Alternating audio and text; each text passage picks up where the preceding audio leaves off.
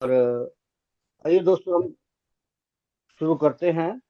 तो अनुराग अनुराग अनिरुद्ध जी, आपका बहुत बहुत स्वागत है कि आपने अपना कीमती समय दिया और हमें पहले स्टेप के बारे में, जो भी हमारे कुछ कई क्वेश्चन होते हैं, जो मेंबर साहिबान होते हैं, मेरे भी हैं, तो उनके जवाब आप देंगे। थैंक किसी यू का सो कोई मच संतोष क्वेश्चन? भाई। हाँ जी, किसी का कोई क्वेश्चन है तो वो पूछ सकता है। तो चलो मैं शुरू करता हूँ फिर। पहला कदम क्या है? पहला कदम है, हमने ये मान लिया है कि हम शराब के सामने शक्तिहीन थे और हमारा जीवन अस्त व्यस्त हो गया था, अस्त व्यस्त हो गया है। तो पहला सवाल मैं ये पूछता हूँ, जो हमने क्वेश्चन बनाए भी हुए हैं। मैं एक शराबी हूँ, ये मैं कैसे समझूं? इसे लत न कहकर बीमारी क्यों कहते हैं? सर, ये जी, सवाल है, आप इसका जवाब दे सकते हैं। थैंक यू संतोष भाई। गुड मॉर्निंग दोस्तों, मैं एक शराबी हूँ और मेरा नाम अनिरुद्ध है। और केवल एक उच्च शक्ति की कृपा है, आप लोगों का साथ है, मेरे स्पॉन्सर। और ये 12 कदमों का कार्यक्रम यार, शराब के पहले गुण से दूर हूँ, आप लोगों के साथ में हूँ। और पहला सवाल जो है यार, अ, देखिए, जैसे मुझे एक आदत होती है कई चीज़ों की। तो एक चाय पीने की आदत है कि सुबह उठते से ही मुझे चाय की ज़रूरत होती है। और दोपहर में भी एक बार चाय पीता हूँ मैं। और अगर नहीं मिले तो थोड़ा अजीब सा लगता है। कुछ लोग इस पे ज़्यादा डिपेंडेंट होते हैं, जैसे मेरे वाइफ है, वो अगर उसको दोपहर की चाय नहीं मिले तो उसका सर दुखने लगता है। मतलब ये आदत जो है वो बुरी तरह पड़ चुकी है ये अभी। थोड़ा और आगे बढ़ते हैं तो कुछ लोग होते हैं जिनको चाय बार बार लगती है, या कॉफ़ी।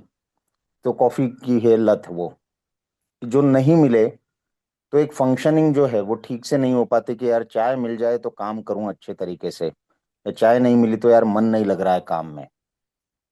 थोड़ा इससे भी आगे जाके देखता हूं मैं, तो शराब से पहले मैंने सिगरेट पीना चालू किया था 13-14 साल की उम्र में। बाद में फिर वो चूइंग टोबैको पे आ गया था मैं। तो हर थोड़े समय में मुझे तंबाकू की ज़रूरत पड़ती थी। और अगर तंबाकू नहीं खाऊं तो अजीब लग रहा है, मन उचाट हो रहा है, कुछ ना कुछ बेचैनी हो रही है, काम ढंग से नहीं हो पा रहा है। तो मैं हेवीली डिपेंडेंट था तंबाकू पे। लेकिन इसके बावजूद उस पे मेरा कुछ ना कुछ नियंत्रण था।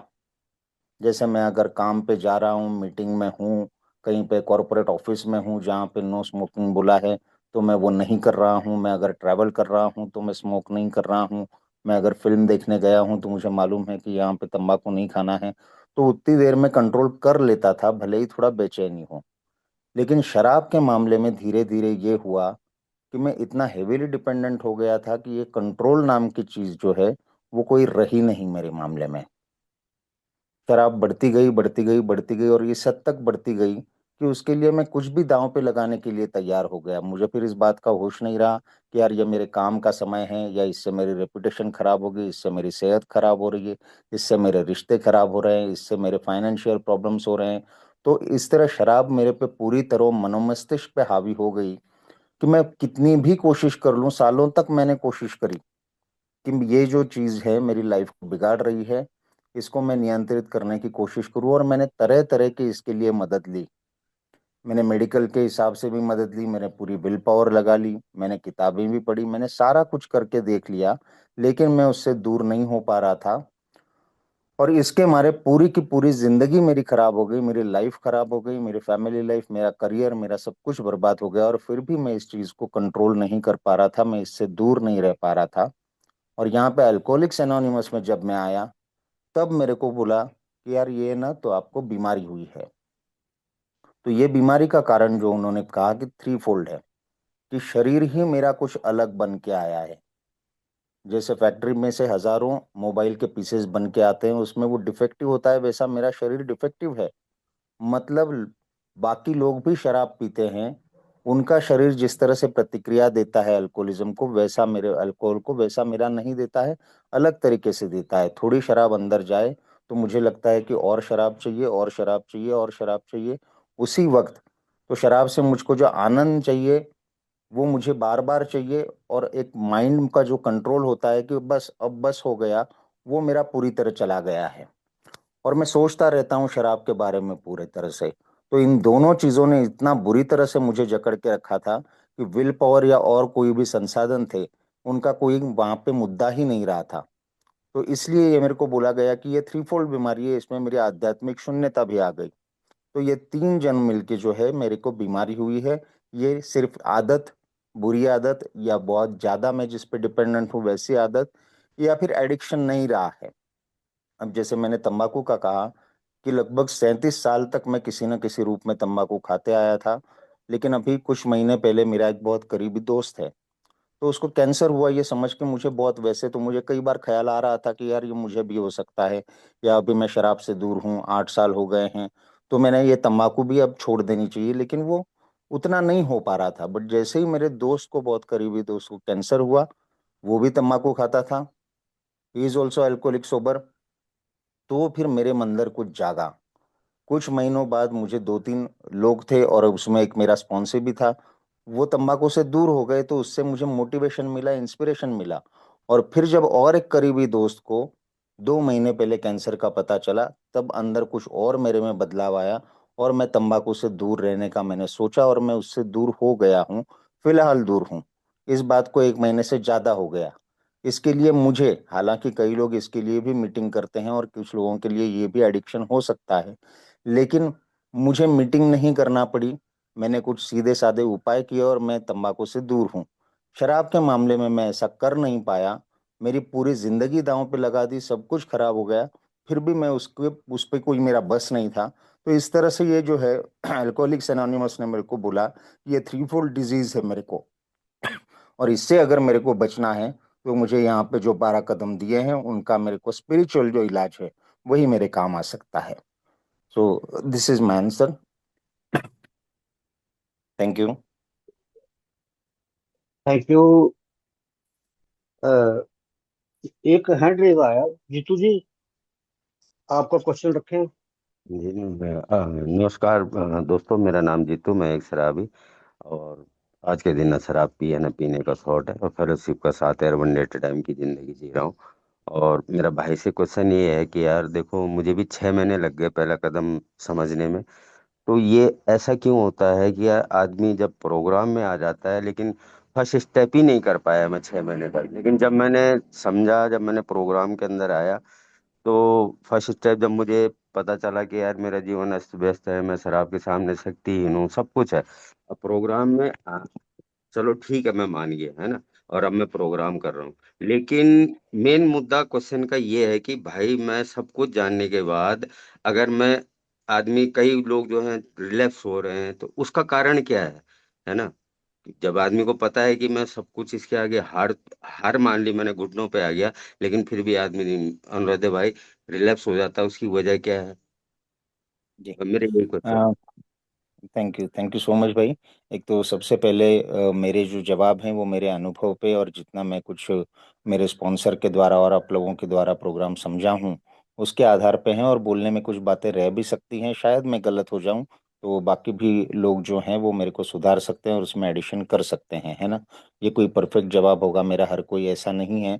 आपने जो कहा कि लोग क्यों रिलैप्स होते हैं, उसके बारे में न कहते हुए मैं अपना अनुभव यहाँ पे बता सकता हूँ कि मैं अल्कोहलिक्स एनोनिमस में आया तो मैं पूरी तरह बर्बाद हो चुका था। मेरे 3 रिहैब हो चुके थे। 3.5 महीने लास्ट रिहैब में मैं था, जहाँ पे बहुत अच्छे काउंसलर थे, एक का कार्यक्रम था, और अंदर मैंने अपने काउंसलर के साथ, जो कि मेरे पहले स्पॉन्सर थे, उनके साथ मैंने 3 कदम भी कई सारे सवालों के डिटेल जवाब देते हुए उनके साथ शेयर करके करे थे। उसके बाद मैं अल्कोहलिक्स एनोनिमस में आया, 2 महीने रेगुलर मीटिंग करता रहा, मुझे यहाँ की संगत बहुत अच्छी लगी, शेयरिंग अच्छी लगी, सब कुछ अच्छा लगा। लेकिन अंदर ही अंदर कुछ एक बात थी कि मुझे ये लगने लगा कि यार अब सब कुछ तो अच्छा हो गया है। 5.5 महीने हुए हैं जब से शराब चालू करी, तब से पहली बार इतना बड़ा गैप हुआ था। दूसरी बात ये हुई थी कि तब तक जो एकदम मन में एकदम खुन्नस थी, गुस्सा था, है ना, सबके लिए, और एक सेल्फ पिटी में गया था, क्योंकि काम धंधा सब कुछ छूट गया था, चौपट हो गया था, कर्ज बाजारी हो गया था, रिश्ते बिगड़ गए थे। अब घर वालों को भी अच्छा लगने लगा कि नहीं यार, शराब से दूर हैं, तो रिश्ते भी संवरने लगे। मैं फिर से काम भी ढूंढने लगा। तो ये सब लाइफ जब अच्छी होने लगी तो मन में मेरे डाउट आने लगा कि यार, क्या सचमुच ऐसा जरूरी है कि मैं ना पहले घूंट से दूर, मतलब दूर ही रहना पड़ेगा। शायद मैं पहले ढंग से सोच नहीं पा रहा था, मेरे को चीजें मालूम नहीं थी, मेरे को ये बीमारी मालूम नहीं थी, इतना गंभीर रूप है इस चीज का ये मालूम नहीं था। इसलिए मैंने उस तरीके से शराब पी। लेकिन अब इतना सारा नॉलेज हो चुका है मुझे, और अब मैंने अपना थिंकिंग प्रॉब्लम, अगर बोलते हैं कि it's not a drinking problem, it's a thinking problem, तो थिंकिंग प्रॉब्लम जो है वो मेरी दूर हो चुकी है। तो शायद अब मैं संतुलित तरीके से शराब पी सकता हूँ। ये मन में मेरे ख्याल आ रहा था, और ये प्रॉब्लम है। मेरे को बार बार बोल रहे थे कि ये जो पहला कदम है ये 100% वाला कदम है। मतलब मैं शराब के सामने हार मान लेता हूँ, तो वो इसलिए नहीं कि मेरी है ना हालत खराब हो गई तो मजबूरी में भैया मानना पड़ेगा। मैं दिल से ये मान रहा हूँ कि शराब मेरे लिए नहीं है अब, और अभी नहीं और कभी नहीं। Once an alcoholic always an alcoholic. कुछ भी हो जाए, दुनिया यहाँ की वहाँ हो जाए, लेकिन मैं फिर से पहले घूंट का एक्सपेरिमेंट नहीं कर सकता हूँ, बात एक। और बात दूसरी की इसमें, कि ये मालूम होने के बाद भी मैं सिर्फ इस नॉलेज के दम पे दूर नहीं रह सकता हूँ। तो मेरे को मदद की ज़रूरत है, मेरे को मीटिंग रेगुलरली आना पड़ेगा, मेरे को अपने दिल की बातें जो हैं वो साफ साफ सबको बतानी पड़ेंगी, और मेरे को एक स्पॉन्सर लेना पड़ेगा। स्पॉन्सर लेके मुझे ये 12 कदमों का कार्यक्रम करना होगा। तभी मैं ये जो मैंने मान लिया है कि मैं शराब के सामने शक्तिहीन हूँ, इस बात पे मैं कायम रह सकता हूँ। मैं अपने तरीके से शराब से दूर नहीं रह सकता हूँ। मेरे को इस कार्यक्रम के जरिए स्पॉन्सर की मदद से मुझे अपने व्यक्तित्व में पूरा बदलाव लाना पड़ेगा। तब जाके मैं रह सकता हूँ, कोई भी रिजर्वेशन नहीं होना चाहिए। तो मेरे मन में रिजर्वेशन था कि फिलहाल मैं ये मान लेता हूँ कि यार शराब की बहुत बड़ी गंभीर प्रॉब्लम हुई है और मैं शराब से दूर रहूंगा। लेकिन शायद भविष्य में कभी ऐसा समय आएगा जिसको बोला है कि obsession of N abnormal drinker. तो ये ऑब्सेशन जो है, कि मैं कभी ना कभी वो टाइम आएगा जब मैं फिर से शराब पीऊंगा और संतुलित रूप से शराब पीऊंगा। तो वो मेरे मन में अब भी था। तो उसको जब तक मैंने चकनाचूर नहीं किया, तब तक यार मैं सोबर नहीं रह पाया। मैं 2 महीने में अल्कोहलिक्स एनोनिमस में आने के बाद फिर से मैं रिलैप्स हो गया था, और वह 1.25 साल तक फिर in out in out in out in out चलता रहा। जबकि वो बात जो थी कि नहीं मतलब नहीं, चकनाचूर मतलब चकनाचूर, कोई भी उसका थोड़ा सा भी है ना मन में लर्किंग नोशन, कोई एक ख्याल थोड़ा सा भी आधा अधूरा भी, वो बाकी नहीं रहना चाहिए। तो ये सिर्फ पहला कदम मान लेने से मेरे को नहीं होगा। जो मैंने गलती करी थी कि तुरंत स्पॉन्सर ले लूं और ये कदम आगे जो की जो हैं वो करूं, तो एक लाइफ जो है वो मैं डेवलप नहीं कर पाया। जो एक ही बोला गया है कि मेरे को जो स्पिरिचुअल मेरे को एक्सपीरियंस चाहिए, उसको मेंटेन करना है, उसको परफेक्ट करना है, वो चीज़ मैं नहीं कर पाया था। तो वो जो मैंने मान लिया था कि मैं शक्तिहीन हूँ, that was a temporary thing, मजबूरी की वजह से हुआ था। अपने अंतर मन से उसे स्वीकार नहीं किया था। तो वो मेरे साथ दिक्कत हुई थी। Thank you. थैंक यू अनुज भाई। सुंदर सवाल और सुंदर जवाब। मैं यहाँ पे कुछ अनुरुद्ध भाई से कहना चाह रहा हूँ कि सवाल के लिए हम रखते हैं 40 सेकंड, और जवाब के लिए आप मैक्सिमम 1.5 2 मिनट में अपना जो जवाब है उसे कवर करें, ताकि हम सभी के सवालों के जवाब ले सकें। हमारे पास भी सवाल पड़े हैं, उसके भी हमें जवाब चाहिए आपसे। तो इसलिए मेरी बेनती है अनुरुद्ध भाई कि आप जो सवाल का जवाब है उसे 1.5 से 2 मिनट के बीच में कवर करने की कोशिश करें। बहुत बहुत धन्यवाद। नेक्स्ट है Ajay thank ji. You, thank you, एक एक एक सेकंड संतोष भाई, थैंक यू। हाँ आपने जी। ये मुझे 1.5 2 मिनट का पहले मालूम नहीं था। और मुझे सिंसियरली लगता है कि 1.5 2 मिनट का कैप जो है वो बहुत शॉर्ट रहेगा। सर मैं कोशिश करता हूँ अपनी ओर से, बट हर सवाल का अगर 1.5 2 मिनट में ही नहीं नहीं, जवाब वो देना होगा कोई तो शायद वो सर पॉसिबल नहीं होगा। नहीं नहीं, पाबंदी नहीं है, लेकिन हम ये चाहेंगे कि हम सभी के क्वेश्चन ले पाए, इसलिए कह रहा जी था। जी जी जी जी, कोशिश करता आप हूँ मैं खुल के सर। जवाब दें, ऐसी बात नहीं, कोशिश करें प्लीज। हमारा भी पहला एक्सपेरिमेंट है। Thank you. Ajay ji. Good morning Aniruddh ji. मैं अजय शराबी। मेरी डेट ऑफ सोब्राइटी है 18 अगस्त 2022। छोटा सा सवाल। मैं अजय शराबी। पहले कदम के आधे कदम में बताया गया है कि हाँ, शराब का जिक्र है, बाकी नहीं है। लेकिन मेरे जैसा शराबी नहीं समझता उस चीज को, फिर पीता है। सवाल यह है, स्पॉन्सर बोला जाता है ले लो, स्पॉन्सर कर लो। Once an alcoholic is always alcoholic. क्या वो स्पॉन्सर सही मायने में, जो खुद अपने आप में स्थिर नहीं है और बार बार जगहें बदल रहा है, बार बार विचारों को बदल रहा है, और उसके स्पॉन्सी बार बार पी रहे हैं, लेकिन मेरे जैसा शराबी, मेरा जो स्पॉन्सर था जहां से मेरी कहानी शुरू हुई थी, वो तो ठीक चल रहा है, क्या फर्क पड़ता है स्पॉन्सी के ऊपर उस स्पॉन्सर का, कि नहीं पड़ता है? ये छोटा सा सवाल है। Thank you. हम्म, मैं एक्चुअली मैं सवाल आपका ठीक समझ नहीं पाया हूँ। मतलब आपका कहना है कि कोई एक स्पॉन्सर है जो बार बार जगह बदल रहा है, जो खुद स्थिर नहीं है, क्या वो अपने स्पॉन्सेस को मदद कर सकता है और क्या उसके स्पॉन्सेस सोबर रह सकते हैं, ये आपका सवाल है? हाँ जी, यही सवाल है। ओके। तो देखिए, अब मेरे को तो ये था कि मैंने कहा कि मैंने स्पॉन्सर तुरंत लिया ही नहीं था फिर बाद में, है ना। और जब लिया तो मेरे स्पॉन्सर के बारे में मुझे ये एक्सपीरियंस एक्चुअली आया नहीं है। बट ये है कि मैं जिस शहर में था वहाँ के मेरे स्पॉन्सर नहीं थे, वो दूसरे राज्य से थे। मैं उनसे आज तक मिला नहीं हूँ, लेकिन मुझे उनसे जो मार्गदर्शन मिला वो बड़ा सटीक मार्गदर्शन मिला। मैं बहुत आभारी हूँ मेरी हायर पावर का और मेरे स्पॉन्सर का कि मैं उनसे मिल पाया और उनसे कुछ सीख पाया। लेकिन कुछ कारणवश बाद में मुझे स्पॉन्सर चेंज भी करना पड़ा, तो वो दूसरे मिले।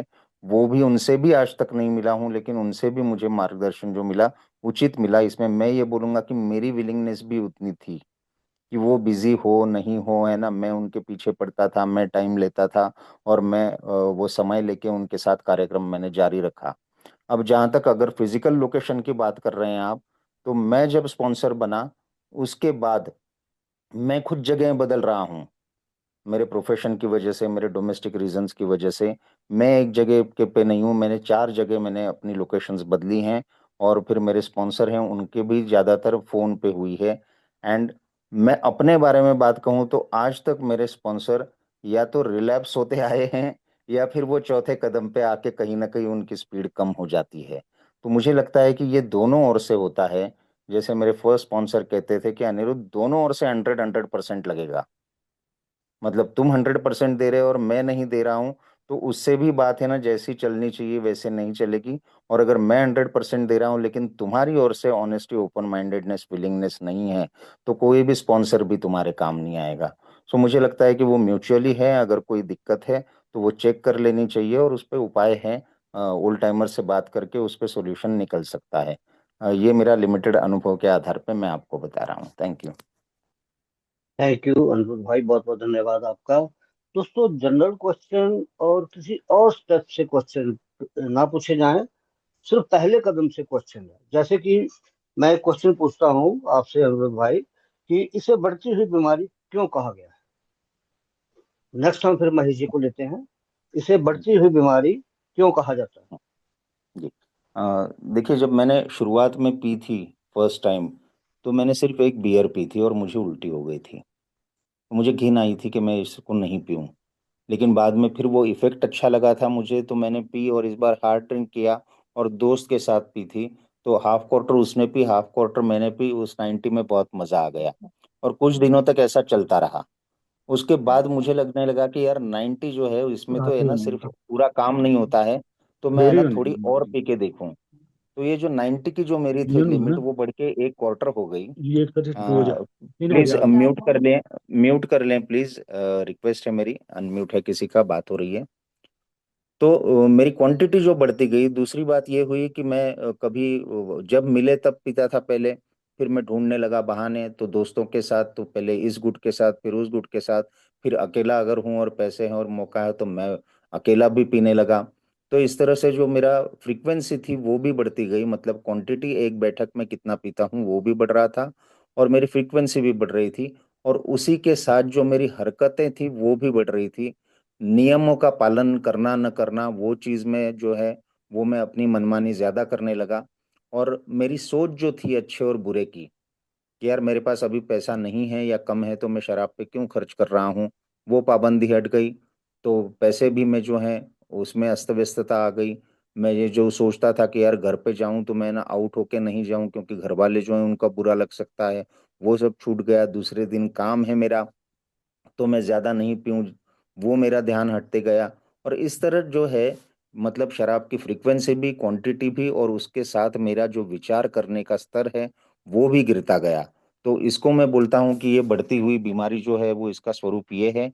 और बाद में तो ये होने लगा कि मुझे कोई ख्याल ही नहीं रहा, दिन है रात है, काम है नहीं है, घर में क्या चल रहा है क्या नहीं चल रहा है, वो मुझे शराब चाहिए। आफ्टर सम इंटरवल तो चाहिए ही चाहिए। तो ये मेरा दिन ब दिन बढ़ता गया, और उसके परिणामों की जो चिंता थी वो उसके बारे में सोचना मेरा धीरे धीरे कम होता गया, और फिर बाद में बंद ही हो गया कि जो होना है होए, लेकिन मेरे को शराब चाहिए मतलब चाहिए। तो इस तरह ये मैं कितना पीता हूँ, कब पीता हूँ, उसके पीछे मैं क्या क्या करता हूँ, और उसके परिणाम क्या क्या होते हैं, इस सारी की जो है चीजें वो बढ़ती गई। इसको ये मुझे बोला गया कि इट्स अ प्रोग्रेसिव बीमारी, समय के साथ साथ ये सारी चीजें बढ़ती जाएंगी, कम नहीं होंगी। मैं याद करता था कि यार शुरुआत में जैसा पीता था मैं, वैसे ही है ना, मैं एक क्वार्टर सिर्फ पीऊंगा, तो वो नहीं हो रहा था। उल्टा वो ज्यादा ज्यादा ही चीजें हो रही थी, और उसके कॉन्सिक्वेंसेस भी। So that according to me is progressive nature of the disease.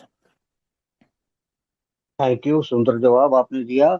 जैसे कि मुझे किसी ने बताया था कि जैसे मैं दूध पीता हूँ तो 20 साल बाद भी मैं एक गिलास दूध पी रहा हूँगा, लेकिन अगर मैं बियर पीता हूँ तो 20 साल बाद मैं एक बियर पे नहीं हूँगा, अगर मैं अल्कोहलिज्म की बीमारी से पी। नेक्स्ट हैंड रेज है महेश भाई जी पर। महेश जी आए हैं, आप अपना क्वेश्चन रखें प्लीज। हेलो। आवाज आ रही सर? हाँ जी, आ रही है। जी जी माइक। हाँ, मेरा नाम महेश रावत है, मैं उत्तराखंड के टिहरी गढ़वाल से हूँ। मेरी परेशानी सर ये है कि मैं जैसे कुछ दिन के लिए छोड़ता हूँ, उसके बाद फिर रिलैप्स हो जाता हूँ। जी हेलो। मैंने बहुत बार जी कोशिश कर जी। ली, बहुत हम्म, बहुत बार कोशिश कर ली। इससे पहले मैं 2-3 महीने एक बार रिहैब सेंटर में भी रहा, देहरादून में। अब इस दौरान बीच में मैंने कम से कम एक हफ्ता बंद किया, फिर कल मैंने फिर पी ली। मेरी समझ में ये नहीं आ रहा है कि मैं करूँ क्या। आप मुझे थोड़ा सजेशन देंगे? तो मैं आज जी। मतलब दूसरी तीसरी मीटिंग है मेरी है।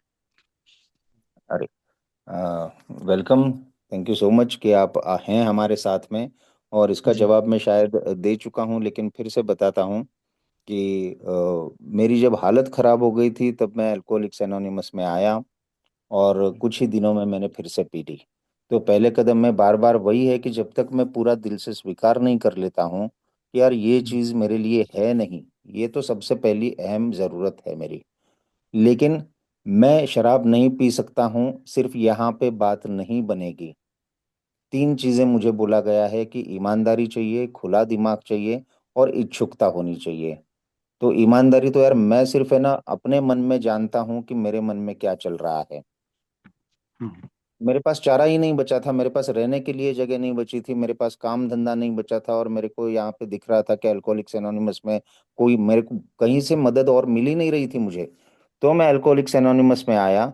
लेकिन जैसे मेरी हालत ठीक हो जाती है तो जिसको हम कहते हैं मराठी में कीड़ा, वो कीड़ा हम्म। मेरे दिमाग में फिर से चालू हो जाता है कि क्या ये सचमुच सही है, क्या जरूरी है मेरे को शराब के पहले घूंट से दूर रहना। मेरे को वो है ना याद आती है कि शराब पी के जो है ना मजा आता है, जो शांति मिलती है मुझे, उसकी याद आने लगती है। मैं शराब से दूर था, सारे घर वाले खुश थे, मेरे काम की जगह के लोग खुश थे कि अनिरुद्ध तू तो यार बहुत बढ़िया इंसान है, बस है ना ये शराब की प्रॉब्लम थी। तो काम फिर से मिलने लगा, पैसे कमाने लगा, मेरा स्वास्थ्य सब ठीक होने लगा, मतलब सब जगह पे शांति थी, सबको अच्छा लग रहा था, मुझे भी अच्छा लग रहा था। लेकिन एक कोना था मेरे अंदर का जहां पे मेरे को खाली खाली महसूस होता था, मेरे को मजा नहीं आ रहा था। मैं सालों तक शराब पीने के बाद हर चीज जो मेरी शराब से जुड़ी थी, जिसको बाहर के लोग डोपामाइन कहते हैं, कि जो मेरे को डोपामाइन मिलता था शराब से, अब वो मिल नहीं रहा था। तो बाकी सब कुछ अच्छा है लेकिन शराब नहीं है, तो मैं इतना हेविली डिपेंडेंट हूँ शराब पे। उससे जो मजे मिलते हैं उससे, कि मुझे उसके बिना जीवन में मजा नहीं आ रहा है। पिक्चर देखने जा रहा हूँ दोस्तों के साथ, घर वालों के साथ, रेस्टोरेंट में जा रहा हूँ, शादियों में जा रहा हूँ, ये सब कर रहा हूँ, लेकिन अंदर ही अंदर से मैं बोर हो रहा हूँ, मेरे को अच्छा नहीं लग रहा है। तो ये जो खालीपन जो आता है, इसको भरने के लिए मेरे को अल्कोहलिक्स एनोनिमस की संगत मिलती है यार। तो मुझे बोला गया कि खूब फेलोशिपिंग करो। तो पहले 3 महीने तो मैंने काम धंधा सब कुछ छोड़ दिया। मेरे रिलैप्सेस के बाद 5 बार मैं भी रिहैब जाके आ चुका हूँ। 3 बार ए में आने से पहले और 2 बार ए में आने के बाद। लेकिन मैंने यहाँ पे दी गई जो मेरे को मदद के लिए चीजें हैं, उनका फायदा नहीं ढंग से उठाया था। तो यहाँ पे मैंने पूरा टाइम फेलोशिप मैंने बिताया। मैं 2 मेंबर्स के साथ रहने लगा सुबह से लेकर रात तक। उनसे चीजें सीखता गया। मेरे को आदत होती गई कि शराब के बिना भी मैं दिन गुजार सकता हूँ। मेरे को जब प्रॉब्लम आता था, शराब की याद आती थी, तो मेरे को शेयर करना है। अगर मेरे को दोस्तों के साथ नहीं हूं तो फोन करना है। इतनी बड़ी फेलोशिप है। और सबसे पहले मैं फिर से वही बोलूंगा कि जितनी जल्दी हो सके मेरे को स्पॉन्सर लेना है। तो ये सारी चीजें जो है मैं अकेले नहीं कर सकता हूँ। मदद के बिना मैं नहीं कर सकता हूँ। पूरी तरह हार मान लेनी पड़ेगी। और मुझे ये भी समझना पड़ेगा, जिसका मुझे गुस्सा आता था, कि अपना दिमाग नहीं चलाना है। जो यहाँ पे बोलेंगे वो करना है, वो करते जाता हूँ अगर, तो मैं शराब से दूर हो सकता हूँ। तो आपने भी मैं वही करना है। अगर आप पूछते हैं कि मैंने क्या करना चाहिए, तो खूब सारे यहाँ पे दोस्त बनाइए, फोन कीजिए, फोन पे बात कीजिए, मीटिंग करिए, और जल्द से जल्द स्पॉन्सर ले लीजिए। Thank you. मेरा नंबर भी डाल रहा हूँ। आप मुझे भाई मैसेज कर सकते हैं, मैं आपको कॉल करूंगा। थैंक यू मलिक थैंक भाई। यू अनिरुद्ध भाई, बहुत बहुत धन्यवाद। स्पॉन्सर लेना नहीं है, स्पॉन्सर लेने के साथ साथ उसका इस्तेमाल भी करना है। स्पॉन्सर मैं ले लेता हूँ, मैंने इसको स्पॉन्सर बना लिया, टच में मैं हूँ नहीं, तो उसका कोई फायदा नहीं। बहुत बहुत धन्यवाद अनिरुद्ध भाई। नेक्स्ट हैंड रेज है हमारे पास दीपक जी। दीपक जी, आप अपना क्वेश्चन रखें। थैंक यू संतोष भाई। मेरा नाम दीपक है और मैं एक शराबी हूँ। मेरा अनुरुद्र भाई से एक क्वेश्चन था कि हम लोग के यहाँ पर ये नेपाल फेलोशिप में क्या बोलते हैं कि मैं किसी के ऊपर ब्लेम नहीं कर रहा हूँ कि जब आप मीटिंग में आ जाओ ना तो आपका स्टेप वन हो जाएगा, करना ही नहीं पड़ता है बोलते हैं। और बहुत सारे मेंबर शब्द ये वो जरा सा कड़वी लगता है लेकिन हकीकत है तो गुमराह में हो जाते हैं। तो मेरा अनुरुद्र भाई से क्वेश्चन है कि स्टेप वन हम लोग को करने का जरूरत है या नहीं, मीटिंग आने से हो जाता है? इतना ही है। Thank you. देखिए, मैं इसको नियम के तौर पे मैं इस पे कुछ भी बोलने से मैं बचूंगा। क्योंकि मैं पर्सनली कई ऐसे लोगों को जानता हूं जो मीटिंग में सिर्फ आते हैं, और मीटिंग में आके सचमुच उनका स्टेप वन हो जाता है ना। क्योंकि स्टेप वन जो है, ज्यादातर शेयरिंग्स जो होती हैं, शुरुआत में भी पहला मेंबर आता है तो शेयरिंग सबकी स्टेप वन पे ही होती हैं। उनको अगर मैं अपने जीवन में जो चीजें चल रही हैं उनसे जोड़ पाता हूं, तो स्टेप वन समझना वैसे कठिन नहीं है, सरल बात है, लेकिन मेरे लिए आसान नहीं है वो, है ना। तो मेरे को तो बहुत टाइम लगा सर। मेरे को 1.25 साल लगे ए में आने के बाद भी ये चीज मानने के लिए। लेकिन मेरे कई दोस्त हैं वो जो आए और उन्होंने पहले मीटिंग में ही ये बात मान ली। मेरा मुद्दा मेरे साथ ये हुआ था कि पहला कदम मैं मान भी लेता हूं, तो भी जब तक मैं आगे के कदम नहीं करता हूं तब तक मेरे को सोब्राइटी में स्टेबिलिटी नहीं मिली, है ना। तो पहला कदम तो यही बोल रहा है, फाउंडेशन है वो, कि उसके बिना मैं आगे की चीजें करूंगा ही नहीं। लेकिन जब तक मैंने आगे की चीजें नहीं करी, बाकी कदम नहीं करे स्पॉन्सर के साथ, तब तक मेरे को अच्छा, मैंने स्पॉन्सर भी लिया है वो सोब्राइटी में 2.5 साल के बाद लिया है। मतलब स्टेप 1 2 3 जो हैं, वो कहीं ना कहीं मैं फॉलो कर रहा था। स्टेप 1 पूरी तरह फॉलो कर रहा था, और स्टेप 2 स्टेप 3 भी कहीं ना कहीं फॉलो कर रहा था मैं। और यही बात जब मैंने कही किसी से कि मैं मीटिंग जा रहा हूँ, मैं सर्विस में हूँ, मैं तीसरे कदम का मैं अपने तरीके से पालन करने की कोशिश कर रहा हूँ, और मेरे को शराब की कहीं से कहीं तक याद नहीं आ रही है, तो अब मेरे को आगे के कदम करना जरूरी है क्या। तो उस व्यक्ति ने बोला कि अगर 3 कदम तुम अपने तरीके से कर रहे हो तब भी तुमको जीवन में इतना कुछ मिला है, तो आगे के काम क्यों नहीं करते हो तुम। प्रॉब्लम क्या है। प्रॉब्लम यह है कि ये मेरी बीमारी का एक रूप है कि मैं आगे का काम नहीं करना चाहता हूँ। तो ये मेरे को एकदम क्लिक हो गया कि मैं क्यों चांस ले रहा हूँ। इतनी मुश्किल के बाद मेरे को सोब्राइटी मिली है, जिसकी वजह से मेरी जीवन जिंदगी अच्छी हो रही है, तो मैं इसके बारे में रिस्क क्यों ले रहा हूँ। और उसी व्यक्ति को फिर मैंने पूछा कि क्या आप मेरे स्पॉन्सर बनेंगे। और मेरी वो सबसे बड़ी सूझबूझ वाली चीज रही सोब्राइटी में आने के बाद, कि मैंने स्पॉन्सर लिया और आगे के कदमों पे काम किया है। तो मुझे लगता है कि स्टेप 1 ये मीटिंग में आके भी किसी कोई अगर कह रहा है कि स्टेप वन मेरी हो गई है, तो मैं उसे नहीं बोलूंगा कि तो आपकी नहीं हुई है स्टेप वन। ये मेरा बिल्कुल व्यक्तिगत तरीके से जवाब है, जो गलत भी हो सकता है, और अगर आपको गलत लगता है तो माइंड न करें please. Thank you. Next Jaspal ji, आपका क्वेश्चन। थैंक यू जी। मेरा नाम जसपाल, मैं एक शराबी। मेरा क्वेश्चन यही है कि मैं दारू के लिए तो लास्ट तल तक गिरा, तो मेरे को समझ आया। क्या मेरे दूसरे करेक्टर के लिए मेरे को वही काम करने पड़ेंगे कि कुछ और भी रास्ता है? धन्यवाद। Thank you so much. वही है कि मैं मेरे साथ ये हो रहा था कि शराब के मामले में शक्तिहीनता मैंने स्वीकार कर ली थी, लेकिन अनमैनेजेबिलिटी जो है, अस्त व्यस्तता का है जीवन का, इसकी ओर मैं देखने के लिए तैयार नहीं था। मुझे यही लगता रहा कि मुझ में अगर कोई दिक्कत थी तो ये थी कि यार शराब मैंने ज्यादा पी ली, और वो भी है ना, ये फिजिकल एलर्जी जो है इन्होंने बोली है, इसकी वजह से मैंने शराब की। बाकी तो मैं अच्छा बंदा हूँ, मैंने घर में मारा पीटी करी नहीं, मैं बहुत मेहनत से काम करता था, मेरे को लोग बोलते भी थे कि यार बहुत अच्छा इंसान है। तो मुझ में ये प्रॉब्लम नहीं है। तो ये अस्त व्यस्तता जब तक मैं देखता नहीं और स्वीकारता नहीं हूँ, और मेरे को ये बात समझनी पड़ेगी कि यार this is not a drinking problem, this is a thinking problem. अलबत् मेरी बहुत बड़ी समस्या बन गई है, लेकिन उसका रूट कॉज जो है वो मेरा ही, जिस तरह से मैं दुनिया को देखता हूँ, जिस तरह से मैं सोचता हूँ, जिस तरह से मैं खुद को सेंटर में रख के पूरी है ना दुनिया का रचयिता बन जाता हूँ, वो मेरी प्रॉब्लम है। और उस पर मुझे काम करना ही पड़ेगा। वो मैं करने के लिए तैयार नहीं था, उसी का नतीजा ये हुआ कि फिर से मेरे को शराब पुकारनी लगेगी। क्योंकि अगर मैं ये इन चीजों पे काम नहीं करता हूं तो लाइफ में मैं बार बार चीजों से टकराता हूं, मेरे को बार बार तकलीफ होती है लोगों से, परिस्थितियों से। और जब मेरे को वो तकलीफ होती है तो फिर से वही वाली स्थिति में पहुंच जाता हूं कि मैं बेचैन हो जाता हूँ, चिड़चिड़ा हो जाता हूँ, असंतुष्ट हो जाता हूँ। और ये इमोशनल ट्रिगर्स हैं। मेरी भावनाओं में जब उथल पुथल होती है तो मेरे को एक ही सॉल्यूशन दिखाई देता है, वो शराब का। तो ऑफ कोर्स मेरे को काम करना पड़ेगा इन पे, और सिर्फ ये समझ के कि हाँ मेरे में कोई ये प्रॉब्लम है जो अभी भाई ने पूछा, तो मीटिंग में जाके सिर्फ मेरा ये नहीं हुआ कि मैं जाऊं देखूं कि मेरे ये कैरेक्टर डिफेक्ट्स हैं, उनका मैं इजहार करूं और मेरे वो दूर हो गए। ये नहीं हुआ, कुछ बातों में फर्क आया, लेकिन ज्यादातर जो चीजें हैं, मैं बोलता हूँ पर्सनालिटी चेंज जो बोला गया है कि कंप्लीट पर्सनालिटी चेंज, वो मैं जब ये 12 कदम करता हूँ उसी के साथ मेरे लिए हुआ है। तो मुझे अपने कैरेक्ट बाकी चीजों पे काम करना ही पड़ा। Thank you. थैंक यू जी। आपके मेरे पास सवाल हैं, उनके जवाब आप मिल रहे हैं मुझे, लेकिन एक सवाल मैं करना चाहता हूँ अनूप भाई को बुलाने से पहले, कि जब मैं सोचता हूँ कि ये मैं आते हुए मुझे बहुत समय हो गया है, और मेरे विचार आता है कि अब मैं संयमित रूप से यानी कंट्रोल करके शराब पी सकता हूँ, क्या मैं भविष्य में भी कभी पी सकता हूँ ऐसे? तो ये क्वेश्चन दिमाग में आते हैं, और ये शेयर ना करके इसी में लोग स्लिप हो जाते हैं बहुत सारे।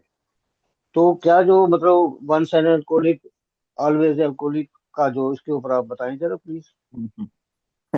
बहुत सारे लोग रिलैप्स हो जाते हैं और उनमें से मैं भी एक था, है ना। तो मेरे भी यही दिक्कत थी कि वही उन्होंने बोला है कि समडे, है ना, द आइडिया, ये विचार कि किसी दिन किसी तरह से वो शराब को सुरक्षित रूप से पिएगा और उसका आनंद भी ले पाएगा, यही एक असामान्य शराबी का सबसे बड़ा वहम है, ऑब्सेशन है, जुनून है। तो वो तो रहेगा, वो मेरे साथ रहा। क्योंकि वही मैंने कहा कि मुझे 6 महीने हो गए हैं,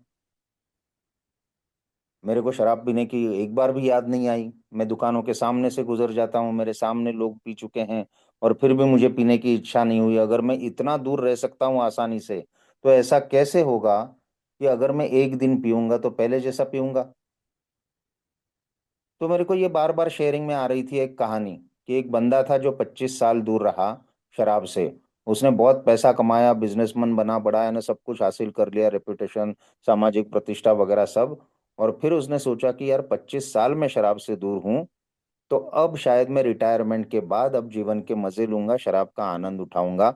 और 4 साल के भीतर भीतर वो शराब एक बार पीना चालू कर दी, तो वो पहले जैसा कंट्रोल नहीं कर पाया, मर गया। तो मेरे को ये कहानी सुन के और पढ़ के लगा कि कौन है ये भैया आदमी, वो तो ए का मेंबर ना नहीं था, तो उसका नाम क्यों नहीं दिया यहाँ पे? कौन अमेरिका जाके देखने गया वहां पे ये सचमुच है भी या नहीं इंसान? तो मेरे मन में डर डालने के कारण ये सब बातें बताई जा रही हैं। मैं अब इतना अच्छा सोचने लगा हूँ, पत्नी से अच्छा व्यवहार करता हूँ, बच्चों को प्यार देता हूँ, काम ढंग से करने लगा हूँ, पैसों का भी अच्छी तरह से मैनेजमेंट करने लगा हूँ। मैं कभी लाइफ में ऐसा नहीं जी रहा था सीधे तरीके से, वैसा जी रहा हूँ। पहली बार सीधे तरीके से सोच रहा हूँ। अब क्या पागल हूँ, बेवकूफ हूँ कि पहले जैसा पीऊंगा? तो धीरे धीरे मन में ये विचार आने लगा। और ऑफ कोर्स मैंने वो शेयर नहीं किया, क्योंकि मैंने कहा ये लोग तो वही बोलेंगे, एक बार का शराबी हमेशा का शराबी। तो मैं इंदौर में था तब, और दिल्ली किसी काम से गया। तो मैंने कहा दिल्ली गए हैं तो यहाँ पे कोई अपने को जानते नहीं है, यहाँ एक्सपेरिमेंट करके देखते हैं। और वो एक्सपेरिमेंट मैंने करके देखा। मैंने एक क्वार्टर ली, पी, और उस जगह पे पहुंचा जहाँ पे मेरी पत्नी और ससुर जी थे। न मुझे कोई दिक्कत आई, न उनको समझ में आया। खाना खाया, मस्त आराम से दिन बीता। मैंने कहा अब ये ऐसी लाइफ होगी तो क्या प्रॉब्लम है यार। घर वालों को दिक्कत तो इसलिए थी कि ज्यादा पीता हूं मैं, बट एक क्वार्टर पे रुक गया हूं तो ये ए वाले जो हैं उनको आया नहीं कंट्रोल करना। मुझे तो आ गया है यार, 6 महीने बाद पिया, आनंद आ गया। दूसरे दिन भी एक क्वार्टर पी। तीसरे दिन लगा क्वार्टर से तो कुछ नहीं हो रहा है, 1.5 क्वार्टर पीता हूँ। और फिर वो बढ़ता गया, और जल्दी में फिर से उसी हालत में पहुंच गया। तो वही मैं मेरे साथ बार बार हो रहा था कि जब पूरी तरह से पस्त हो जाता था, सब कुछ खत्म हो जाता था, तो मैं मान लेता था फिर से मैं कुछ अच्छे दिन रह रहा हूँ, और फिर से शराब की ओर जा रहा हूँ। तो जब तक आई डोंट कंसीड टोटल डिफीट, पूरी तरह मैं पराजय स्वीकार नहीं करता हूँ, और यहाँ पे दिए गए तरीके से आगे की जो ट्रैवल है वो नहीं करता हूँ, अगर कदमों पे काम नहीं करता हूँ, तो मेरे साथ बार बार वही होना है, ये मेरे को समझ में आ गया। एंड तो वो एक बार का शराबी हमेशा का शराबी है। मैं सिर्फ ये मान के नहीं चल सकता हूँ, मैं जब 12 कदम करता हूँ तो पूरा टोटल साइकिक चेंज आता है, प्रोफाउंड पर्सनालिटी चेंज आता है, और वही मेरे को शराब से दूर रख सकता है। That is the only solution for me. Thank you. Thank you ji, बहुत सुंदर जवाब, धन्यवाद। अनूप भाई, आप करें, अपना क्वेश्चन रखें। अनूप। मेरा नाम अनु, मैं शराबी हूँ। और अनिरुद्ध भाई से यही सवाल है, ड्राई ड्रम के बारे में बता दीजिए। और वो मैं है ना, मैं सिर्फ मैं मैं क्या है, एक बार बता दीजिए ना अच्छा से। अनिरुद्ध भाई वही पूछना चाह रहा था, वही सवाल है। या थैंक यू अनु भाई, लेकिन आई एम नॉट श्योर। संतोष भाई, ये ड्राई ड्रंक वगैरह ये इस कदम में आप लेने वाले हैं या आगे जाके लेने वाले हैं, आप बताएं मुझे। नहीं, वो नेक्स्ट में आएगा, अभी अभी नहीं। इनका क्वेश्चन पहले कदम से नहीं है ये। Yes, not now sir. फिर भी आप थोड़ा सा जवाब दे दें प्लीज, इनको जरा तसल्ली हो जाएगी। देखिए, जैसा ठीक है, मैं बार एक बार आधा मिनट। मैं अपने बारे में बता रहा हूँ कि मैं शराब से दूर था, लेकिन मेरा बर्ताव नहीं बदला था, मेरी सोच नहीं बदली थी। मुझे अब तक यही लग रहा था कि शराब ज्यादा पिया हूँ यार लाइफ में, है ना, वो भी जवानी के दिन थे, हो जाता है। और अब मैं शराब से दूर हूँ, तो अब मैं, है ना, मेरे जैसा बढ़िया बंदा है ही नहीं। और मुझे पहले से ये लगता आ रहा था कि खासकर मेरी फैमिली में और मेरे काम की जगह पे मेरे जैसा बुद्धिमान इंसान नहीं है कोई। मैं जो सोचता हूँ वही सोचता हूँ, सब सही सोचता हूँ, और बाकी लोगों ने भी, है ना, उसी तरीके से मेरे को फॉलो करना चाहिए। तो मेरे बाकी एटीट्यूड्स में कोई चेंज नहीं आया था, वही था सब, कि घर में भी मेरी चले, काम की जगह पे भी मेरी चले, ए में भी मेरी चले। मैं ए को भी बदलने चला था कि 80 साल हो गए हैं इस किताब को, अब तो नया जमाना आ गया है, इसमें बदलाव लाना चाहिए। मेरे ग्रुप जो था, जिसने मेरे को बचाया था, जो मेरी मदद कर रहे थे, जो सालों से सोबर थे, जो मेरी भलाई का सोच रहे थे, मैं उनमें भी खोट निकाल रहा था। तो बार बार जो मैं वही उसी बात पे आता हूँ कि शराब तो सिर्फ एक लक्षण थी। मेरे प्रॉब्लम्स मेरे अंदर जो थे, मेरे कैरेक्टर डिफेक्ट्स और मेरी सोच, ये रूट कॉज थी। और इसकी ओर मैं कोई ध्यान ही नहीं दे रहा था, तो मैं शराब से तो दूर था। लेकिन जो ए ने बोला है कि संपूर्ण व्यक्तित्व में बदलाव, वो कहीं से कहीं तक था नहीं। तो घर में मेरे झगड़े होने लगे। घर वाले जिस तरह से मेरे को ट्रीट कर रहे थे, मेरे को अच्छा नहीं लग रहा था। तो चिड़चिड़ होने लगी, झगड़े होने लगे, तो दिमाग आउट होने लगा। फिर मुझे लगने लगा कि यार मैं अब पैसे कमा नहीं रहा हूँ, इसलिए लोगों को, है ना, मेरी वैल्यू नहीं है, तो मैं जाता हूँ पैसे कमाता हूँ। यहाँ पे मुझे बोल रहे थे कि भैया, one day at A time, तू, है ना, यहाँ पे बोली गई सारी चीजें कर, अपने में बदलाव लाना जरूरी है। Nothing changes if nothing changes. तुम धीरे धीरे उसी रास्ते पे जा रहे हो, लेकिन मैं सुन ही नहीं रहा था। तो जब तक मैं ये समझ रहा हूं कि मैं लाइफ की अपनी कंट्रोल कर सकता हूं, मैं दूसरों की लाइफ चला सकता हूं, और ये शराबियत की जो बीमारी है इसको मैं अपने दम पे देख सकता हूं, तो जो मेरा बिहेवियर था I was totally dry drunk. तो मेरे को शराब से दूर रहना जरूरी है, पहले घूंट से दूर रहना जरूरी है, और उसके लिए मुझे अपने आप में आमूलाग्र परिवर्तन लाना पड़ेगा। मतलब बिल्कुल पूरा का पूरा मेरे को चेंज लाना पड़ेगा, तब तक नहीं लाता हूं तो मैं वो वही बंदा हूं। सिर्फ शराब नहीं पी रहा हूं तो सूखा शराबी जिसको कहते हैं, कि बर्ताव वही चल रहा है मेरा। भले मैं अभी गालियां नहीं दे रहा हूं, भले अभी मैं बर्तन चीजें नहीं तोड़ रहा हूं, भले मैं ना वॉयलेंट नहीं हो रहा हूं, लेकिन मेरी पर्सनालिटी वही की वही है। Thank you. थैंक यू अनुराग भाई, बहुत बहुत धन्यवाद। नेक्स्ट विशाल जी, आप अपना क्वेश्चन रखें। नमस्कार दोस्तों, मैं विशाल एक शराबी। नमस्कार अनुराग भाई। मेरा क्वेश्चन ये है कि सर, ये रॉक बॉटम क्या चीज है? रॉक बॉटम, और बस मेरा यही क्वेश्चन है कि रॉक बॉटम क्या है एक्टिव होने में?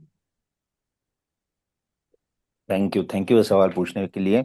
रॉक बॉटम शब्द ही बता रहा है कि मतलब बॉटम मतलब ये एकदम नीचे आ गए, अब इससे नीचे जा नहीं सकते।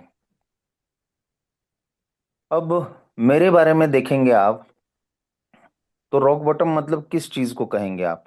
नौकरियां चली जाना इसको रॉक बॉटम कहेंगे। लव मैरिज थी मेरी तो रिश्ते बिगड़ जाना, वाइफ बच्चों को लेके चली गई, इसको बोलेंगे आप। माँ ने बोला कि अभी मेरे को मुंह मत दिखा तू, दुनिया में कहीं भी जा, मैं बूढ़ी हो गई, मुझे जीने दे, इसको रॉक बॉटम कहेंगे आप। जिस जगह पे शान से काम करता था वहां पे मेरे को कोई पूछ नहीं रहा था, मेरे फोन नहीं उठा रहे थे, मेरे को ऑफिस के अंदर आने नहीं दे रहे थे लोग, इसको रॉक बॉटम कहेंगे आप। या मैं मुंबई के प्लेटफॉर्म पे रह रहा हूँ, सड़कों पे रह रहा हूँ, बस स्टैंड पे सो रहा हूँ, 4 4 दिन खाने को नहीं है, 2 2 दिन नहा नहीं रहा हूँ, वही कपड़े लेके घूम रहा हूँ, लेकिन दारू पी रहा हूँ। कोई नहीं है, पूरा 1.5 करोड़ की आबादी होगी उस शहर में, लेकिन कोई एक बंदा नहीं है मेरा जिससे मैं बात कर सकूं, इसको रॉक बॉटम कहेंगे आप। तब भी मैं सोबर नहीं हुआ सर। सब कुछ चला गया था मेरा, लेकिन बचा था अहंकार की एक दिन दिखा दूंगा, है ना, बाजी पलटा के दिखा दूंगा। जिन्होंने मेरे साथ छोड़ा है रोएंगे एक दिन कि हमने क्यों इस इंसान का साथ छोड़ा। तो ये गुरूर, अहंकार की अभी बात किसी ने पूछी थी, ईगो, मैं। और इसके विपरीत हम देखेंगे कि जब मेरे को सोब्राइटी मिली तब मेरे को घर वालों ने वापस ले लिया था। मेरे सर के ऊपर छत था, मुझे 3 वक्त का खाना मिल रहा था, मुझे कपड़े ढंग के पहनने को मिल रहे थे, और तब मैं सोबर हुआ। रॉक बॉटम तो वो होना चाहिए ना जब मैं सड़क पे रह रहा था, उसके बाद 2 साल तक सर में दारू पिया। तो मुझे लगता है रॉक बॉटम मानने पे है कि अब इससे नीचे मैं नहीं जाऊंगा। और मेरे कई दोस्त हैं ये में जिनका लाइफ में कुछ नहीं बिगड़ा था। मुझे 2003 साल में मैसेज मिला था, एक मेरा करीबी दोस्त, वो सब बर्बाद होके ए में गया था, और उसने मुझे मैसेज दिया कि अनिरुद्ध आजा तू, शायद तेरे को फायदा मिले वहां पे, क्योंकि उसने मेरे अल्कोहलिक टेंडेंसीज पहचान ली थी। तब मेरा कुछ भी नहीं बिगड़ा था, लेकिन मुझे नहीं लगा ना। मुझे लगा क्या हो रहा है अगर ऑफिस में पता चल रहा है दारू पी रहा हूं तो, क्या हो रहा है अगर मेरे को प्रमोशन नहीं मिला तो, क्या हो रहा है मेरा अगर एक प्रोजेक्ट चला गया तो 4 प्रोजेक्ट मिल जाएंगे, क्या हुआ वाइफ चली गई तो तेरे जैसे 100 मिलेंगे, मैंने कहा। तो अगर मैं तभी मान लेता कि यार गंभीर चीजें हो रही है, मेरे को इससे नीचे नहीं जाना चाहिए। तो मेरे बहुत सारे ए में दोस्त हैं जिन्होंने बहुत पहले से पहचान लिया कि यार, एज येट मेरे को बोला था जब मैं पहली बार रिहैब में गया तब, कि आपको नहीं लग रहा है ना, आपकी नौकरी है, वाइफ है, सब कुछ अच्छा है, एक्सीडेंट नहीं हुए हैं, एज येट अब तक नहीं हुआ है। लेकिन this is a progressive disease, बढ़ती हुई बीमारी है, इसके साथ नुकसान भी बढ़ते रहेंगे, और आपके साथ भी शायद ये चीजें होंगी, तो सारी की सारी हो गई मेरे साथ वो चीजें। तो मेरा अपना ओपिनियन है कि रॉक बॉटम मानने पे है कि अब इससे नीचे मुझे नहीं जाना है। ये बंदा जब समझ ले तो वो उसका रॉक बॉटम हो सकता है। Thank you. थैंक यू, सुंदर सवाल और सुंदर जवाब। पारस जी, आप रखें अपना सवाल। धन्यवाद जी। नमस्कार, गुड मॉर्निंग दोस्तों। मेरा नाम पारस है और मैं एक भाग्यशाली से होता हूँ शराबी। आज ईश्वर की कृपा है, माता पिता का आशीर्वाद, सुंदर साहित्य की मदद से शराब के पहले जानलेवा गुट से दूर हूँ यार, जिंदा हूँ। आप लोगों के बीच में आ जाता हूँ, 24 घंटे की इंश्योरेंस हो जाती है। सबसे पहले अनिरुद्ध भाई से मेरा ये सवाल है कि मुझे तकरीबन इस फेलोशिप में 6 साल हो गए हैं आते हुए, और वही 3, 6, 9, पौने 11, पौने 12, और कभी 1.5 साल, तो ये उससे ऊपर मैं जा ही नहीं पा रहा हूँ। और मैं जब ओल्ड टाइमर को सुनता हूँ तो वो कहते हैं कि एक बंदा ऐसी मीटिंग में, पहली मीटिंग में आया और सोबर हो गया। हाउ इट इज पॉसिबल कि वो पहली मीटिंग में आके सोबर हो गया? और इफ इट इज पॉसिबल, तो क्या उसको कोई लाइट दिखी जो मुझे अभी तक नहीं दिख पा रही है? या उसने ऐसा क्या किया जो मैंने स्पॉन्सर मेरे पास मैंने लिया है, अभी 12 कदम कर रहा हूँ, सब कर रहा हूँ, होल्ड कर रहा हूँ, टेलीफोन थेरेपी भी यूज कर रहा हूँ, सर्विस पार्ट में सक्रिय हूँ, फिजिकल मीटिंग कर रहा हूँ, ऑनलाइन मीटिंग कर रहा हूँ, लेकिन मेरे साथ ऐसा क्यों हो रहा है बार बार? धन्यवाद, थैंक यू।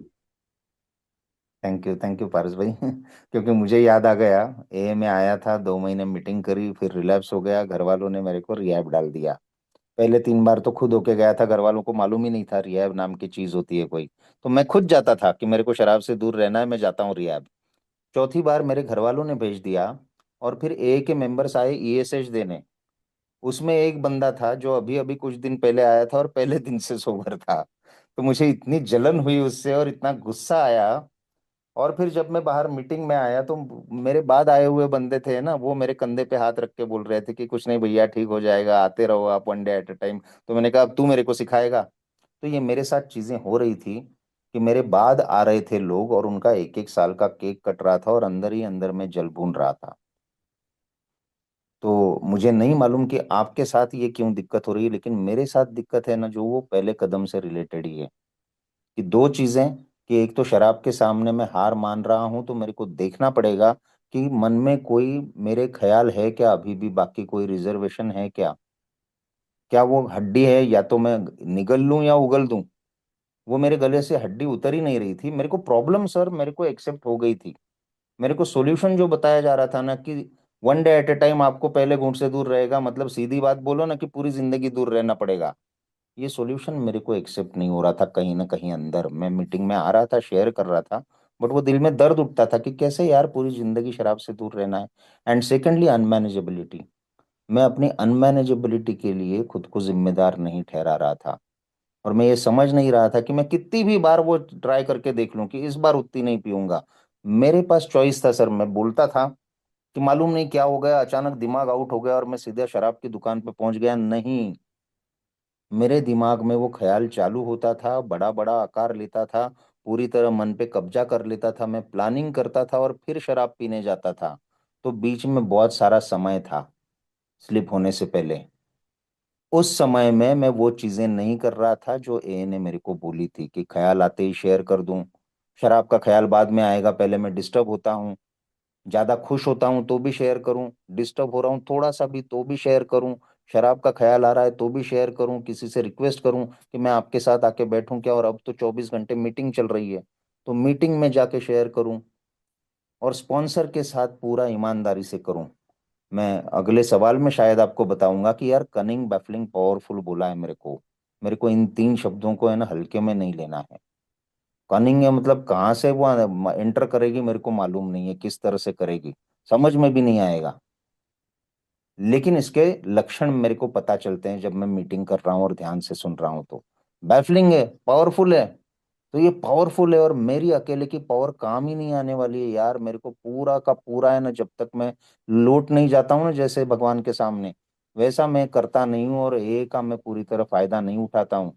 तो बार बार मेरे को उसी चीज पे आना पड़ता था कि ईमानदारी मेरे में उतनी नहीं थी, विलिंगनेस उतनी नहीं थी, दिमाग खुला नहीं था कि यार चीजें मेरे को अच्छी लग रही हो या नहीं लग रही हो, लोग मेरे को अच्छे लग रहे हो या नहीं लग रहे हो, मेरे को इनको पकड़ के चलना है और मेरी पुरानी चीजों को छोड़ के, विचारों को छोड़ के, यहाँ पे जो बोला गया है वो फॉलो करने की कोशिश करना है। तो मेरे साथ अगर हो सकता है तो आप भी, आपने स्पॉन्सर लिया है and I am very much sure कि कोई वजह नहीं है कि आपको फिर से वहां पे जाना पड़ेगा जहां से आप बार बार आप एक्सपीरियंस ले चुके हैं। सो बेस्ट विशेस भाई, thank you so much. Thank you Aniruddh भाई, धन्यवाद। दोस्तों, समय बहुत कम है हमारे पास, नो मोर हैंड रेज। और कईयों को हो सकता है सवाल का जवाब मिल गया हो तो वो भी अपना हैंड डाउन कर सकते हैं। तो हम छोटे छोटे क्वेश्चन, और अनिरुद्ध भाई उसको जवाब देने में शॉर्ट टाइम रखें जरा। नितिन, आप करें शेयर, क्वेश्चन रखें अपना। Okay, thank you Santosh sir. Good morning Aniruddh sir. मेरा क्वेश्चन ये है कि इस बार जो मेरा रिलैप्स हुआ था वो अनपैरेलल था। लगभग 1.5 महीने के लिए मैं गायब हो गया था, एक तरह से देखा जाए। मैंने समझौता कर लिया था कि अब मेरे हाथ पैर कांप रहे हैं तो मैं थोड़ी सी ये तो लगा के ऑफिस जाऊंगा ही जाऊंगा। रॉक बॉटम भी मैंने अच्छे से देखा, फाइनेंशियली जहां मेरी जेब में चवन्नी नहीं, और हर तरह से मैंने उसको मान लिया। अभी आपने कहा था ना कि रॉक बॉटम अगर मान लो तो गलत। लेकिन फिर जब मैं आज 18-20 दिन सोबर होता हूँ तो मेरे मन में वो कीड़ा उत्पन्न होने लगता है कि कोई बात नहीं यार, मैं तो परेशान हूँ, जिंदगी ने मेरे साथ बहुत बुरा किया, और चलो थोड़ी सी लगा लेते हैं। इससे मैं कैसे। जी, थैंक यू नितिन भाई। शायद हम जानते हैं एक दूसरे को। तो मेरे को है ना, एक ये भी चीज़ देखना पड़ी थी नितिन भाई कि एक तो जो अल्कोहलिक्स एनोनिमस में जिसलिए मैंने आना ज़रूरी है कि ये बीमारी, इसके साथ साथ ही मेरे को साइकेट्रिक प्रॉब्लम भी थी, है ना। तो मैंने वो भी हेल्प ली थी। मतलब पैरानोया साइकेट्रिस्ट ने मुझे बोला था और उसकी दवाइयाँ चल रही थी मेरी, है ना। तो वो भी मैंने कुछ समय ली थी। और ये मेरे मन में तो बहुत ही ज़्यादा कीड़ा था। कुछ दिन गए तो मैं भूल गया हूँ कि क्या हुआ था लास्ट टाइम मेरे साथ, और ये बार बार होता ही रहेगा। तो मेरे को, मेरे जो काउंसलर थे और फिर बाद में मेरे जो इनिशियल स्पॉन्सर थे, उन्होंने स्ट्रिक्टली बोला कि फर्स्ट थिंग फर्स्ट। ये हर किसी के लिए लागू नहीं होगा दोस्तों, मैं अपना एक्सपीरियंस बता रहा हूँ कि बहुत सारी तुम सोबर होते ही ना चीजें करने लगते हो, दिमाग दौड़ाने लगते हो, ये भी करना है, काम भी करना है, पैसा भी कमाना है, एग्जाम भी देना है, जिम भी जाना है, वो भी करना है। नहीं, जानलेवा बीमारी है, this is life and death situation, ये समझ रहे हो क्या अनिरुद्ध? तो तुमको पहले इसी पे ध्यान देना है, बाकी सब बंद कर दो, भूखे रह जाओगे चलेगा, घर तुम्हारे बिना भी चल रहा है सालों तक। तो इस पे ध्यान दो। और मैंने वो किया, मैंने काम धंधा सब बंद करके मैं 3 महीने सुबह से लेके रात तक सिर्फ फेलोशिप में रहा। मैं अपने एक के दोस्तों के साथ रहा और उनके साथ चीजें समझने की कोशिश करी कि मेरी प्रॉब्लम क्या है। मुझे ये मानना पड़ेगा कि मैं जितना खुद को बुद्धिमान समझता हूँ उतना ही मैं अव्वल नंबर का बेवकूफ हूं। मेरे को कुछ भी लाइफ में समझा नहीं है। ये मेरे लिए फर्स्ट स्टेप का बहुत पहला इंपॉर्टेंट भाग था ये, कि मेरी बुद्धि से मैं यहाँ पे आया हूँ। मैं खुद प्रॉब्लम हूँ, मैं सॉल्यूशन नहीं बन सकता हूँ, मैं अब अपनी बुद्धि से नहीं चल सकता हूँ। तो ये मेरे को करना पड़ा भाई, और मैंने वो किया यार, मैंने अपना दिमाग चलाना बंद किया। सो इसीलिए मैं सोबर हो पाया, और ये फेलोशिप के बिना नहीं होता यार। First things first. Thank you. Thank you Aniruddh भाई। हैंड हैंड डाउन कर लिए हैं, लगता है उनको उनके सवालों के जवाब मिल गए हैं। एक सवाल है कि शराब के सामने संतोष शक्तिहीनता समझ में आती है। संतोष भाई, सागर जी का एक सवाल है, उनको अगर एक ले ले प्लीज। सागर भाई, और आप अपनी बात हाँ भी तो रखें, सवाल भी। हाँ, दीपक का हैंड रेज है, 1 मिनट। अब मैंने क्वेश्चन रख रहा हूँ पहले। शराब के सामने शक्तिहीनता समझ में आती है, लेकिन मुझे अन्य किन किन बातों में शक्तिहीनता मानना जरूरी है? इसका छोटा सा मेरे जवाब दे दो सर। मेरे लिए तो सिंपल आंसर था, जो कि सबके लिए अपना अपना देख सकते हैं, कि मेरे को हर चीज के सामने शक्तिहीनता मानना जरूरी था। जो मैंने अभी कहा कि मैं अव्वल दर्जे का बेवकूफ हूँ, मेरे को समझा ही नहीं है कि लाइफ कैसे जीना है, और मैं लाइफ को और लोगों को चलाने की कोशिश कर रहा हूँ। तो मैं बार बार, उन्होंने कहा था कि सेल्फ विल पे चला हुआ जीवन जो है वो कभी सफल नहीं हो सकता।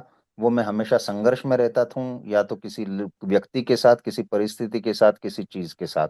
तो जब तक मैंने अपने, मैं शराबी हूं इसका मतलब है कि लाइफ पूरी मेरे हाथ से निकल गई है भैया, कुछ भी नहीं है कंट्रोल में मेरे। मेरे ख्याल कंट्रोल में नहीं है, मेरा अपना अपने पे बस नहीं है। मैं क्या दूसरों पे बस चलेगा, क्या परिस्थितियों पे बस चलेगा। बारिश हो रही है तो हो रही है, मेरे को एक्सेप्ट करना पड़ेगा।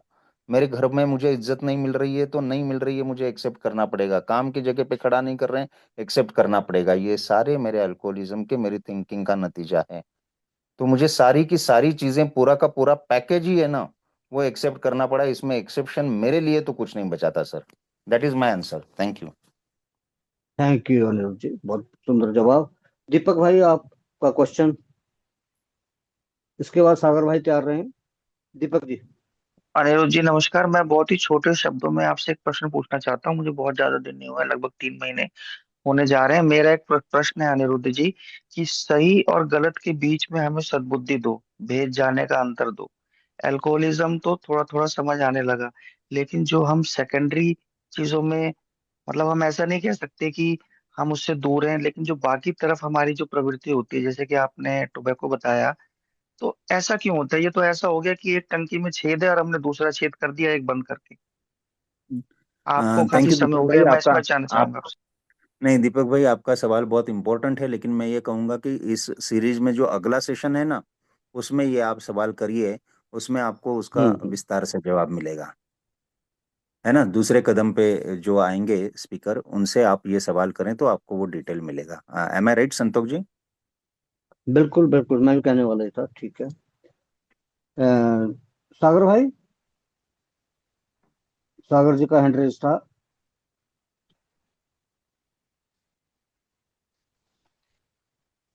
चलो, एक क्वेश्चन और है कि मैं कई बार कुछ दिनों महीनों तक मैं रुका रहता हूँ, फिर मैं वापस शुरू क्यों कर देता हूँ कई सालों बाद भी। जैसे कि मैं 10 साल बाद लैप्स हो गया था।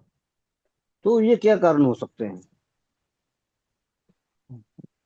देखिए, एक मेरा ये था कि एक मेरे लिए तो था जब मुझे 3 साल पूरे हुए, और 3 साल जिस दिन पूरे हुए उस दिन मुझे याद आया, बीच में एक बार भी नहीं आया था कि मैंने जब मेरे आखिरी दिन थे एकदम खराब, लास्ट मेरी मतलब सोब्राइटी की शुरुआत, तब मैंने कहीं पे पढ़ा था कि साइकेट्री भी ये बोलती है कि कोई अल्कोहलिक है अगर, तो उसने कम से कम 3 साल दूर होना चाहिए, बाद में शायद वो है ना इस बारे में सोच सकता है। तो मैंने कहा 3 साल तो दूर रहते हैं, और ये बात मैं भूल भी गया। फिर मैं एक ही लाइफ जीने लगा व्यवस्थित तरीके से, है ना, मीटिंग सर्विस ये वो, बाद में स्पॉन्सर भी लिया, और मैं ये पूरी बात भूल चुका था कि अपन ने तय करा है कि 3 साल नहीं पिएंगे। लेकिन जिस दिन मुझे 3 साल पूरे हुए, मेरी मेमोरी ने वो कार्ड निकाला कि भैया 3 साल पूरे हो गए और तुमने पढ़ा था कि 3 साल बाद पी सकते हैं। अब दैट इज कनिंग बैफलिंग, है ना, ये कनिंग शराब इतनी मेरे अंदर घुस बैठी है कि यार मेरे को one day at A time, ये 12 कदमों का कार्यक्रम जो है एक ही इलाज है मेरे लिए, आध्यात्मिक इलाज। तो मेरे को स्पिरिचुअल फिटनेस 12 कदम मैं करूं और उन पे चलता रहूं, और उसके लिए भी उन्होंने बोला है कि 10th 11th 12th जो हैं वो मेरे मेंटेनेंस वाले हैं कदम। तो ये अगर मैं अपनी स्पिरिचुअल फिटनेस मेंटेन नहीं रखूं तो मैंने वापस वहीं पे जाना है। तो अगर मैं कुछ सालों के बाद रिलैप्स होता हूँ, क्योंकि ये मेरे साथ हुआ कि 3 साल हुए और मेरे को जब समझ में आया कि ये ऐसा है तो मेरे को शेयर करना पड़ा, वो नहीं करता तो क्या होता मालूम नहीं। बीच में मैं गया, विदेश गया था, वहां पे 21 दिन में कोई ए वाले नहीं थे, कुछ नहीं थे, कुछ नहीं थे। तो ये ख्याल आ गया फिर से कि यार यहाँ कौन आता है देखने। तो ये दिमाग जो है वो चालू रहता है।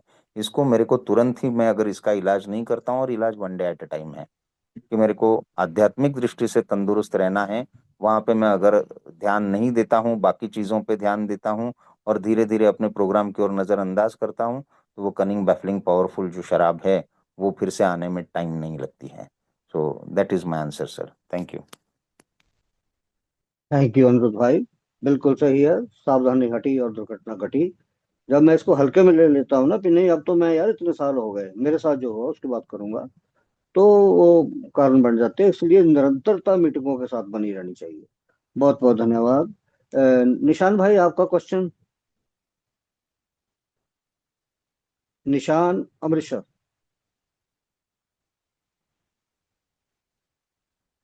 निशान, अगर मेरी आवाज सुन रहे हैं तो। गौतम दादा आप रखें, हाँ जी संतोष जी, समय की सीमा देखते हैं। सुन रहा हूँ।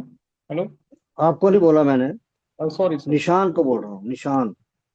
गौतम, आप पूछें जरा क्वेश्चन अपना।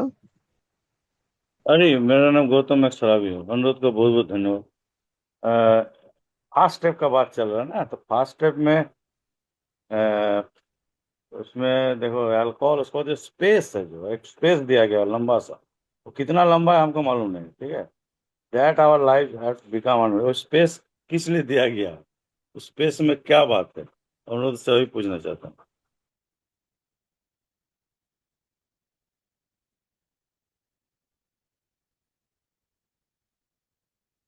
अनिरुद्ध भाई, इनका क्वेश्चन है, जैसे लिखा है हाइफन आता है ना बीच में, कि हमने ये मान लिया कि हम शराब के सामने शक्तिहीन थे, और बीच में एक डंडी सी आ गई, उसको स्पेस कह रहे हैं, कि हमारा जी जीवन अस्त जी व्यस्त था। इस हाइफन का क्या मतलब है, ये जानना चाहते हैं ये। जी जी जी, ये मैंने सवाल सुना था, अनम्यूट नहीं कर पा रहा था, एंड इस पे मैंने शेयरिंग भी सुनी है, बट मैं इसका पूरी तरह से योग्य रूप से जवाब नहीं दे पाऊंगा sir. I lack that knowledge. Thank you. Please old timers हैं यहाँ पे ओल्ड टाइमर्स हैं, उनका सवाल है और फर्स्ट स्टेप से रिलेटेड ही है, तो प्लीज अगर कोई स्टेप इन करके इसका जवाब कोई दे सकता है तो जवाब देना। अनुज भाई मैं बोल के जा रहा हूँ। मैं एक सेकंड में एक सेकंड दूंगा उसमें। आप उसको बात को चर्चा करके चल चुके हैं, जो पावरलेसनेस एंड अनमैनेजेबिलिटी, वहाँ लाखों करोड़ों मेरा जीवन का सब कुछ भरा हुआ है, उसी में बोल रहा फर्स्ट स्टेप। ठीक है, तो ये जानकारी जरूरी था, ये सब हम लोग मिस कर जाते हैं ना, इसलिए हम फर्स्ट स्टेप में एक क्वेश्चन किए। Thank you very much. Thank you Gautam मुझे दादा। मुझे मालूम था आप जवाब मैं देंगे, थैंक यू सो मच। अच्छी बात है, बहुत बढ़िया सेशन रहा और यही जो है सवाल जवाब का सेशन समाप्त होता है। बहुत बहुत सुंदर सवाल और उससे भी बढ़िया अनिरुद्ध भाई ने उनके आंसर दिए। तो आइए दोस्तों, यही जो है हमारा क्वेश्चन आंसर का सेशन जो है समाप्त हो गया। यहाँ जो भी सवाल दिए गए हैं